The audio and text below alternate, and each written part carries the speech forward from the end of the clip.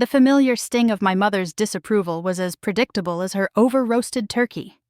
At 29, I'd learned to treat Thanksgiving like a boardroom, smile, measure, let the noise pass. My family had no idea I'd mastered that elsewhere. "Maya's always been a dreamer," Mom, Celia, announced, a sing-song she saved for my failures. "Still playing dress-up in those suits, pretending she's a big shot." She flicked two fingers at my blazer like a moth. Uncle Victor carved. "Nothing wrong with honest work, Celia. Not everyone can be a real executive like Ethan."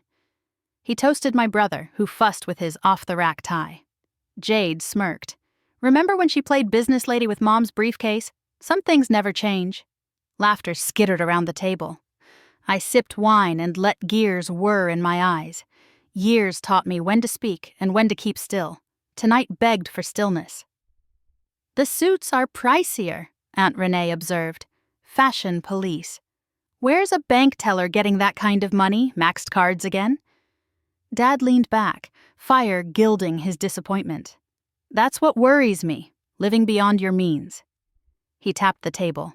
"Face facts, Maya. You process checks. It's not—" He gestured at my clothes. "Whatever fantasy you're selling." Ethan nodded. "There's dignity in knowing who you are. Not everyone's in high finance." I speared a shard of sage stuffing. The irony would have been delicious if the seasoning hadn't scorched it. My phone buzzed, then buzzed again. The screen flashed a name that tightened the air in my chest. "Excuse me," I rose. "We're eating," Mom snapped. The phone insisted. I walked to the kitchen and answered. "Director Ruiz," said Janet, calm but urgent. "We have a situation." "What's wrong?" I asked, closing the pantry door. "The Valente-Montclair merger," she said. "Italian regulators advanced their timetable. They want revised terms by Monday morning Rome time. Legal can do it, but debt allocation shifts by $400 million. I need your sign-off." I pictured the deal tree, liabilities bending under new law. Spin EU distribution into a subsidiary, push covenants there and reweigh the bridge. Send me the papers. 1 hour for review, 2 for a team call.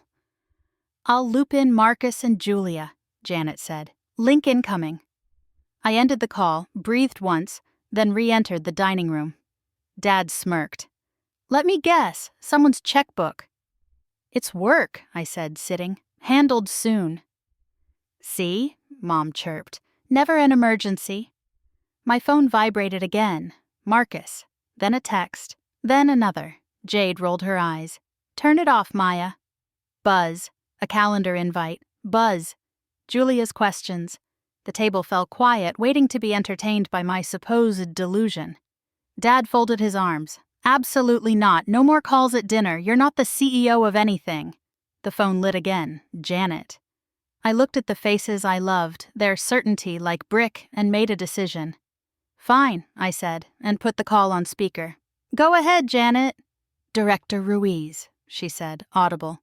"Apologies for the intrusion. The Italian board requires 3-year projections for the EU distribution subsidiary and revised risk notes. Marcus and Julia are standing by.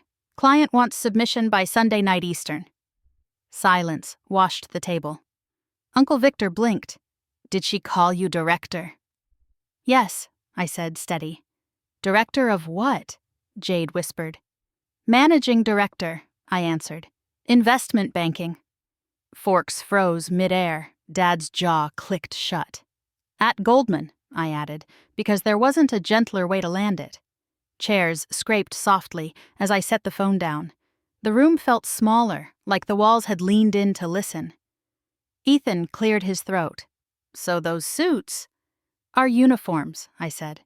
"Appropriate to the job." I looked at Dad. "And the apartment? Housing allowance?" Mom blinked, voice hushed. "Why didn't you tell us?" "I tried," I said gently. "You preferred the version of me that fit." I let that hang. "I still want this table. I can't pretend I'm someone else." Aunt Renee managed a brittle smile. "You won't lay off tellers at First Neighborhood?" "Valente-Montclair doesn't touch them," I said. "When we review small banks, we look for efficiencies. Retraining where we can, reductions when we must. Arithmetic, not spite." Uncle Victor raised his glass and, to my surprise, didn't make a toast. "I misjudged you," he said. "I'm sorry." Jade's face had lost its smirk. "Me too." Dad studied the tablecloth's pattern. "I wanted you safe," he said at last. I confused safe with small. I reached across and squeezed his hand. "I know." My phone chimed. Documents arrived. The clock in my head resumed its metronome. "I have a team waiting," I said. "I'll help with dishes tomorrow." Mom hugged me. "Go do your banking," she said. 30 minutes later, in my apartment, screens bloomed with filings. I read, redlined, reweighted. On the call, we shifted distribution to the subsidiary, moved the debt, satisfied the board's ask, and held the timetable. When we ended, I texted Mom a photo of the skyline and a heart. Her reply came, "Proud of you, Maya. Come home Sunday. Love you too." "I will," I typed, and meant it.